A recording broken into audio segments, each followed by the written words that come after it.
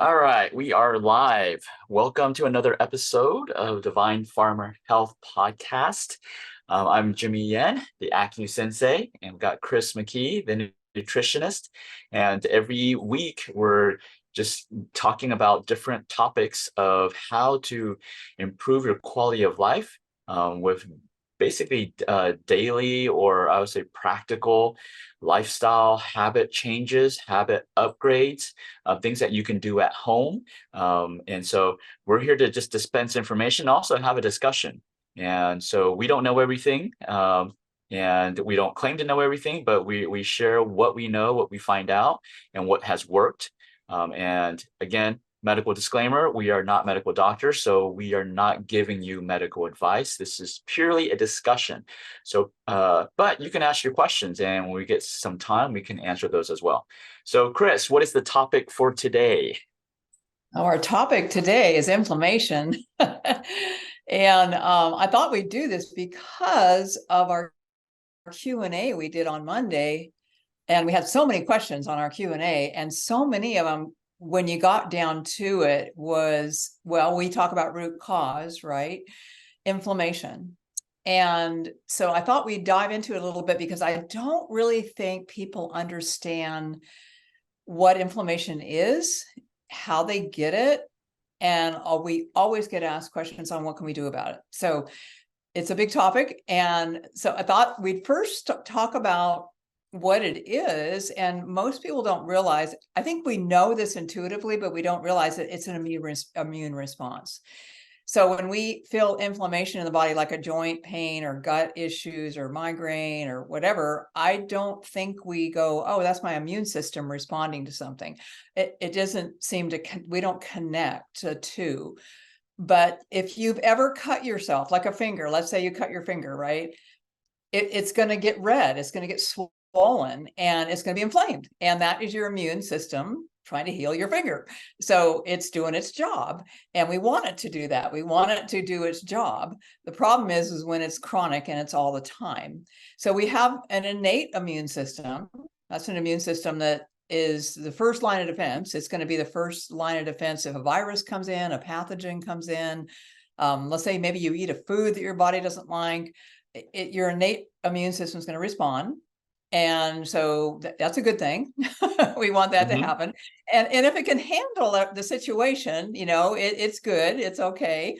If it can't, it sends out for the armies, right? And then that's the adaptive immune system, your T cells and your B cells and all these different things that show up on the scene. And they are going to be a little bit heavier of a hammer in attacking something. I'll never forget the first time I saw this on, and don't laugh because you were probably, I don't know if you were born yet, Jimmy, you might have been 2 or 3. But the first time I ever saw this was on a slideshow. So back in the day when we had slide projectors with the carousels, right? There was no computers, there was no internet, nothing like that. But it was a clinical nutritionist. I went to a talk, and he was showing a picture of the immune system attacking I think it was a virus. And it was so profound to me to see that immune cell, it just kind of slobbered all over this virus. So it's amazing. It just attacked it, right? And it just went after it. And we want the body to do that, absolutely. But the problem is when it's chronic. What if that immune system is attacking your own tissue like that? We don't want that, right? So inflammation is an immune response. And I think that's the first thing that we want to help people to understand. We want our immune system to work, but we don't want it chronically on all the time. So do you have any comments on that, Jimmy? Yeah. And so first, I'm actually older than most people think. So I remember in school, it's like, I'm not sure if this is what you're talking about in regards to slides. There was a carousel, and they would put little individual slides, and then they would project into the That's what I'm talking about. Yeah. Yeah. So I was definitely doing that. So for those of y'all who don't know, I'm actually 46, about to turn 47. Right, So a lot of people say I look a lot younger than what I really am. But Yes, inflammation. So I like to break down inflammation very simple. Inflammation is a necessity to healing. You need inflammation. And but there's I would say break it down to two main categories of inflammation. One is acute inflammation and one is chronic inflammation. So the acute inflammation is like what Chris was you're talking about. When you cut a finger or you twist your ankle, you want acute inflammation. Because what does that really mean? That means your body's sending all the troops to that area to heal it, to fight. You know, if there's a virus, bacteria, or you want your troops to go there and fight and kill everybody. You know, kill the bad guys, and then eventually heal that area. That's acute inflammation. You want that to happen. If you don't have that, you're gonna die. Okay, so Yeah. you're gonna bleed to death, right? And now to the immune system. The immune system, I love to use the analogy of just like the let's say your army, the military. You're going to have different weapons in your immune system and different weapons for your military. And so, for example, you've got the traditional, or I say the tank, the bazooka that just blows everything away. It doesn't really pick. It's just like one area is going to blow everything. It doesn't matter if it's foreign or if it's your own body, right? That's like the bazooka approach. Then you've got like snipers that can really pinpoint exactly the enemy, the specific enemy, and take those out. And so a lot of our immune, I would say, acute inflammation goes with the bazooka attack. It's like you just blow, or shotgun. People say shotgun attack. Shotgun, you're not really aiming. You just point in the one direction, and it just sprays, right? And a lot of times that kills your own cells too, right? Yeah. So Yeah. that's what I think about when we're talking about immune system and inflammation. Yeah, yeah. So like I said, we had a lot of questions on Monday about different disorders or diseases. People were naming their disease, name it and claim it. And so, we had to definitely have disclaimers and say, we're not doctors and we're not, if you've got a diagnosis, but what we were asked questions about, or a lot of it was underlying from chronic inflammation. So I'm just going to read you a huge list. And it's just because most people, again, I think they know this, but they don't really connect the dots. So this is your immune system attacking your body. So in the gut is a big one, right? We started with a lot of questions about GERD and acid reflux and stuff like that. Of course, the food plays a big role in that, and we'll get into that. Highly, foods that your body's reacting to. But IBS, irritable bowel, diverticulitis, celiac, constipation, diarrhea, GERD, all those things, gut issues, lots of inflammation in the gut. We see this a lot with people. And then skin. So I always tell my clients with skin disorders, you got to go back to the gut, because a lot of times it's connected to the gut. But you see eczema and psoriasis and acne and the rashes and fungus and things like that. And then allergies. So it could be airborne allergies, it could be food allergies, those types of things. Again, I think we all, if you have an allergy of airborne allergy, like we're going to be heading into cedar season in Texas, and everybody's Mhm. got runny eyes and lots of inflammation going on there with the allergies. And then you have joint and tissue inflammation. So that's where we really feel it in our joints, and if we're moving around our neck or sore or whatever like that. But then we get into the autoimmune conditions. So those are super serious, rheumatoid arthritis and lupus and Crohn's and inflammatory bowel disease and Hashimoto's. You see a lot of Hashimoto's. So there are 100 different autoimmune diseases now. 100 different autoimmune diseases. Is that wild? And there's 50 million Americans with one or more autoimmune disease. 50 million. So something's wrong here. Something's definitely out of whack. And I see it because I've been in this field for so long. Like I said, when I went to school, it was slideshows and things like that. We didn't see this. 20 years ago, I didn't see this like I Mhm. see it now. And so we'll talk a little bit about why that might be. But any thoughts on this whole autoimmune and all the issues correlated with inflammation? You probably see it Well, in your clinic, right? yeah, we see so much autoimmune in our clinic. It's like, I mean, the statistics that you just quoted, that's just crazy. Yeah. Wow. 100 million different types of autoimmune, and 50 million people are getting. So let's think about. I mean, for me, I like to think about things logically. Yes, medicine is advancing here in the U.S. And but if you can view it from one point. If it's advancing, why are we having so many more of these autoimmune problems, right? You can say on one hand, oh, it's because technology now is able to identify these autoimmune. Yes, that also comes into play, but people are getting sicker. And we have seen that definitely in the past since post-COVID. COVID Mm, really brought out how sick we were as yeah. as a nation and as a community. I mean, it's just because people were less active, so all the problems, came out. And so the if the solutions, technology and the solutions, the new discoveries, medical discoveries were really fixing the problem, we should have less autoimmune, not more, right? If the food, was really healthy for us, we should have less autoimmune, not more. We have so much more like Crohn's disease, gluten sensitivity, more than usual, right? And it's getting worse every year. So our food's getting worse, our health is getting worse.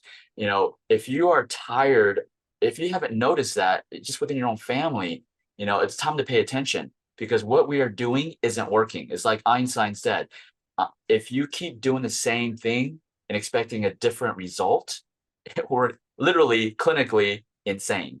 And Yeah. so that's what's happening in our society is we keep on doing the same thing.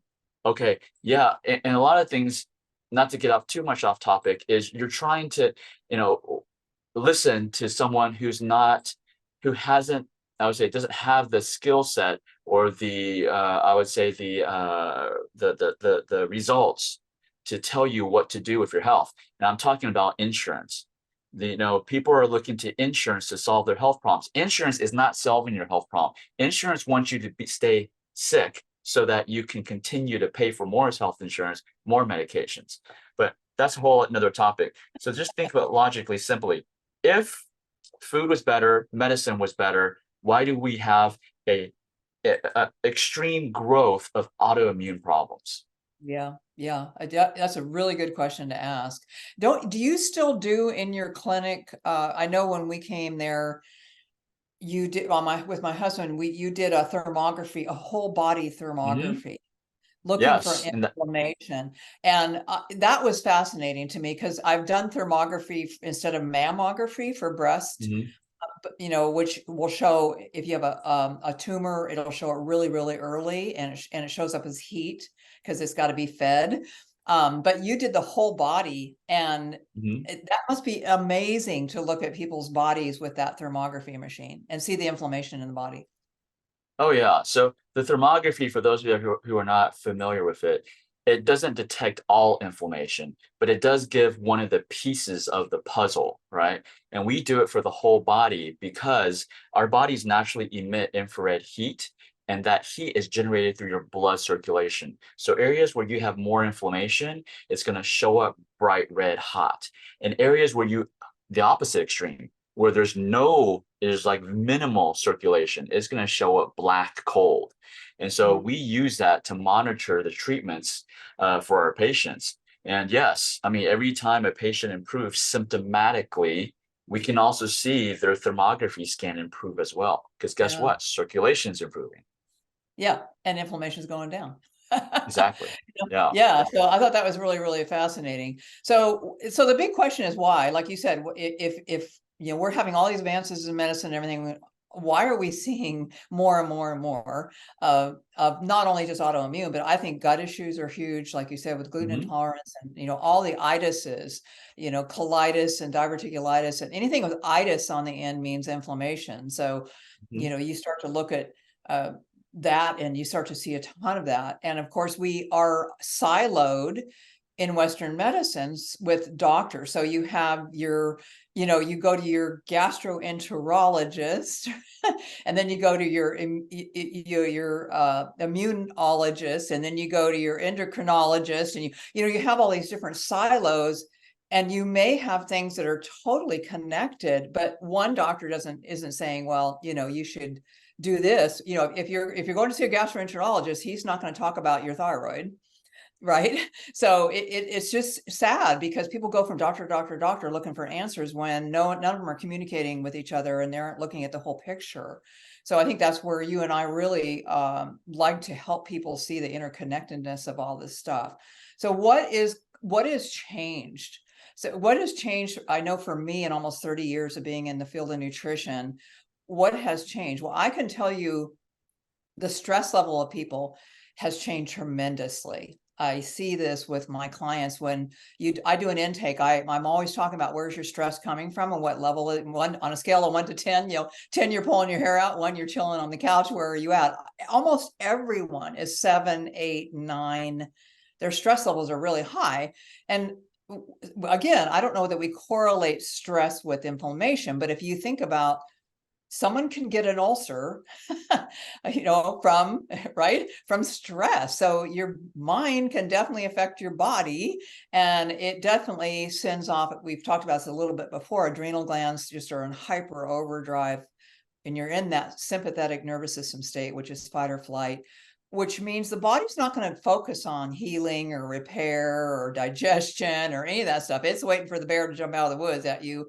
So it's on heightened alert all the time. So I think that's a really big thing. Stress is a big thing. The food Yeah, is the diagnosis, just yeah, jumping really quick, they yeah. actually have a diagnosis, stress ulcer. Oh, there you go. Yeah, yeah. So we know the brain can affect the gut, and the brain can affect the body, and that's inflammation. And making an ulcer is a huge amount of inflammation. And then the food is massively changed. So when I was going to school and my kids were in middle school, they were coming out of elementary going into middle school when I went to school, and they were there was a fast food restaurant here or there in the town we lived in. We lived in a pretty good sized town, but there wasn't a fast food restaurant on every corner. We rarely ate out as a family. It was like a really big treat to go out to dinner, right? I was fortunate enough to be a stay-at-home mom. I taught aerobics. I taught aerobic dancing. So I was in the fitness industry, but I worked, I did it in the morning, and it was, my kids were in school and stuff. So I was at home. I made dinner every night. And I grew up in a family where my mom was a stay-at-home mom, and we ate dinner every night. And so it was home food, home cooking. That has completely changed. I think the food is just a massive change in the last 20 to 30 years, massive change. And so I think that really has impacted us because we're taking in so many toxins in the food supply. Not only the pesticides and herbicides and things on non-organic, but you're talking food coloring and preservatives and all these new chemicals that we know they put in things like Oreos. So you can't just eat one. They want you to eat more. They want you to eat the whole sleeve. You can't stop with just one. The other things, sugar, obviously sugars come in a massive way. And we talked about this a couple of weeks ago, I think, with the onset of the low fat diet, which started in the 80s, and then they replaced that with carbohydrates and starch and sugars, and then boom, we started to see this diabetes epidemic. So that whole shift from eating fat to eating sugar and carbs, super inflammatory. That whole food category is super inflammatory. And then, of course, if you're on pharmaceuticals are not innate. They may take away the heartburn, but they're doing other things. And I can't wait to have some of you take our courses, because I dive into, stomach digestion and what happens when you take these antacids, and it's the downstream effect of every organ downstream. is unbelievable. And we talked about this. I think I talked about this on when you were gone on. I did a stomach podcast about the millions of people on antacids. So, pharmaceuticals make a big difference and a big role in how our bodies are responding. We're shifting things chemically with pharmaceutical. So those are just some of my top things. Do you have anything you want to add to that? Well, I would say, what can y'all do? So for what can we do for inflammation? I mean, we let's just, break this down very simple. Stress is the cause of inflammation. And this is something that, we will dive deep into we have a 4R weight loss protocol that we're running right now. And so, we address what's the true root cause.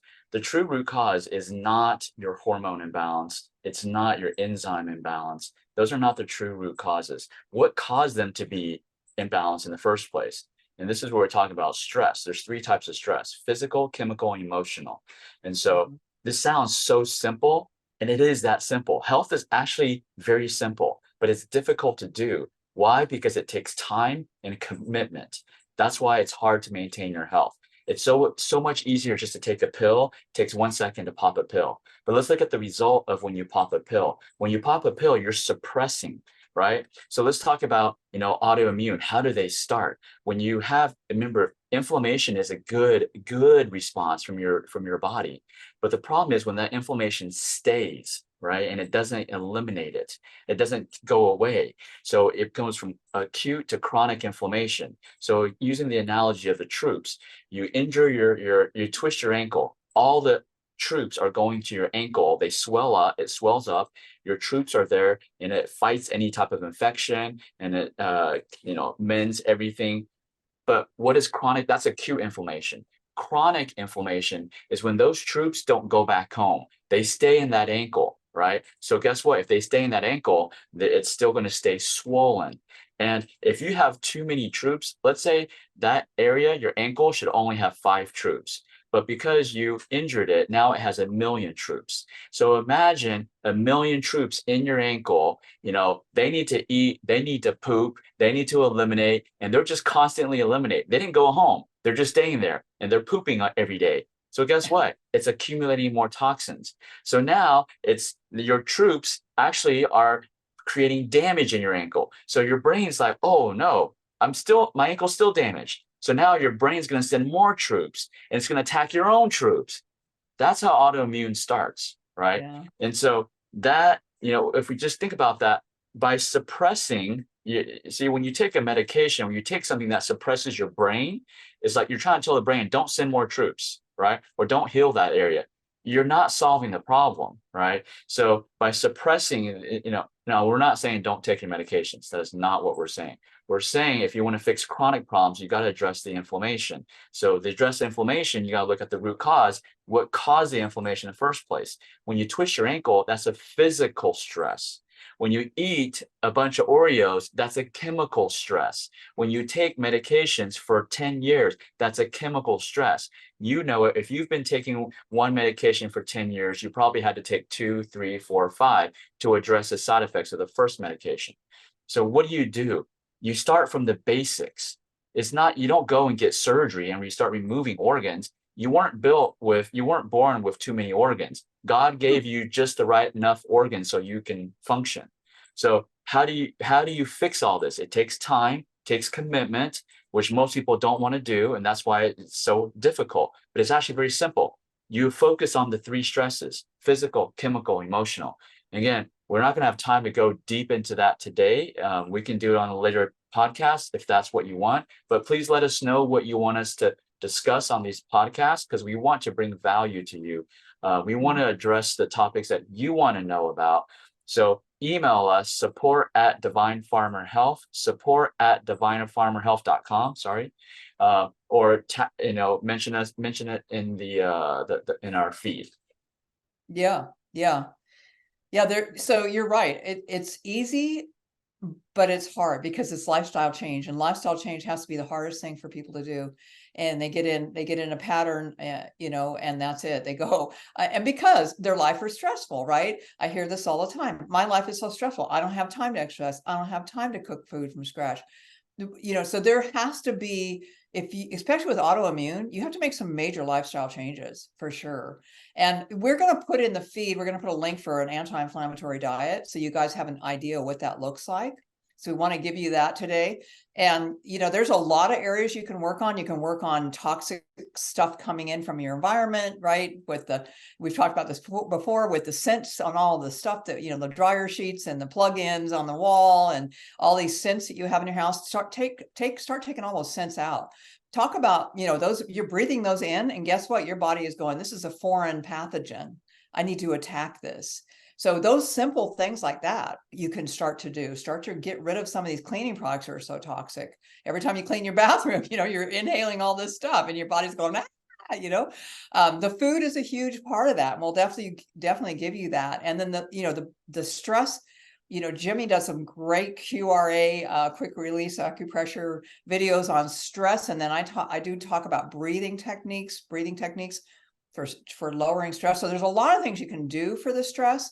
If you can't immediately get out of your stressful environment, like you hate your job or your boss hates you or something like that, but there are some things you can do to help that nervous system to get out of that sympathetic nervous system state and into a parasympathetic state. So there's a lot of things we can do.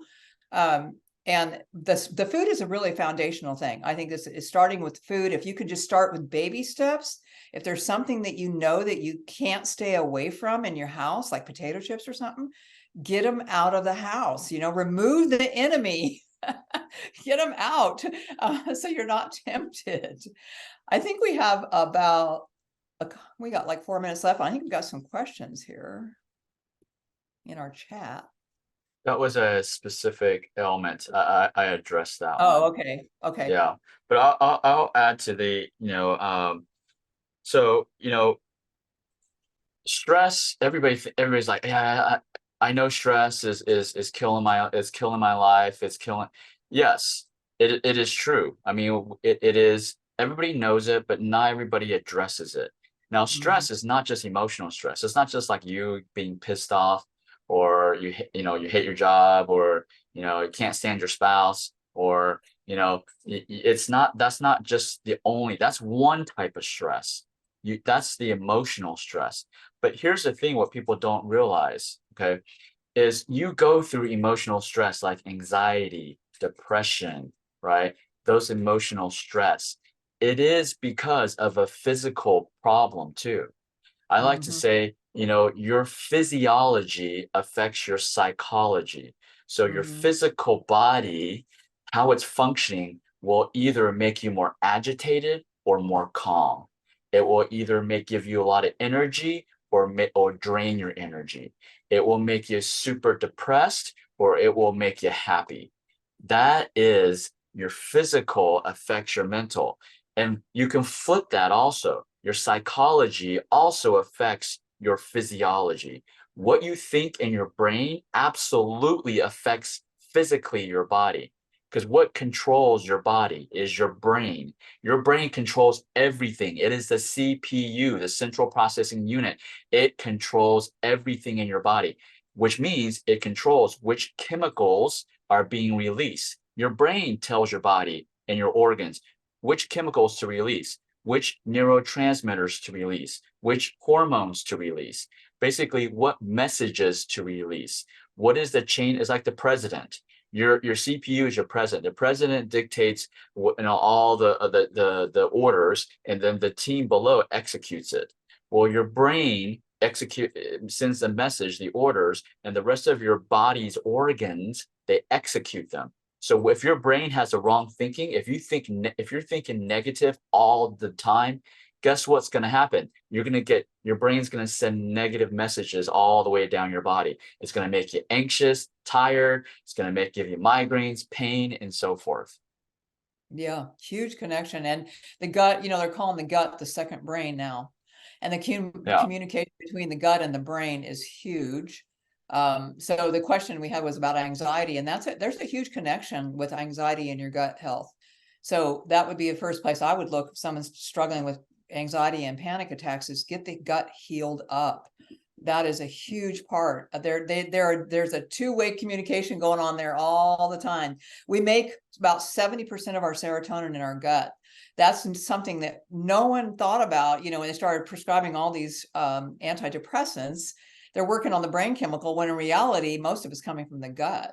So Yeah. there's a huge connection. So yeah, for sure. The stressors are everywhere and they're coming at us from every place. So we have to pick, baby steps, figure out, honestly, I will say this, and it's hard for people to hear. It's easier to go 100% all in and just go for it and do it versus, okay, I'm going to work on one thing for the next month. Because we have a tendency to slide back into our old habits so easily. But if you Yeah. talk to you talk to athletes who decide they're going to go for something, like they're going to go for a race or they're going to do whatever, they are all in. I mean, like, everything is focused. And it's to me, it's easier to just say, I'm going all in, and everything else, all these other distractions, I'm just, here's my focus. And just really start to experience what that feels like, to take care of some of these things with the stress from the environment, the stress from your food, the stress from your emotional state. Take those tools and start implementing them in a way that you can see the difference really quickly. Sometimes it's really quick, right? Within 4 or 5 days, you start to see some really Hmm. significant shifts in the body when you're 100% all in. So to me, 100% is easier than 99%. Yeah. Whenever I've done something major in my life, it's like, okay, I'm all in, and my focus is completely here, and all the other distractions just have to fade away. Yeah. Yeah, absolutely. So we're gonna wrap this. I'm gonna wrap this up. We're over time. So just for those of y'all who are interested, and getting rid of decreasing your inflammation, which can cause weight gain. We are running, Yeah. we have a program right now. So 4R, it's part of our 4R protocol, weight loss protocol. And we're running phase 1, which is step 1. It's a 10-day detox. You still have time to join in. You still have time to jump in. So we'll put the link below in the comments where you can jump in. And we actually, that's the first step of decreasing inflammation, is to detox. You have to remove in order to add new stuff in, right? So we'll put in the link in below in the comments. All right. So Yeah. that is it. That is a wrap for today. Thank you for hopping on. And yeah, be on the lookout. We're going to do some surveys and some polls to see what y'all want to be hearing about, what y'all want to be discussing about. Because again, we want to provide value to you for this. Whether you join our programs or not, that if you join, great. If you don't, it's okay. We're still going to provide this free information for you to give you some help. Our program's a difference. It's structured help. Instead of you trying to get free information here, and you try to piece it all together, we've already pieced it together for you. Okay, so that's one of the big difference. So we'll see you next week, same Yep. time, same channel. All right, guys, Bye for now. have a great day.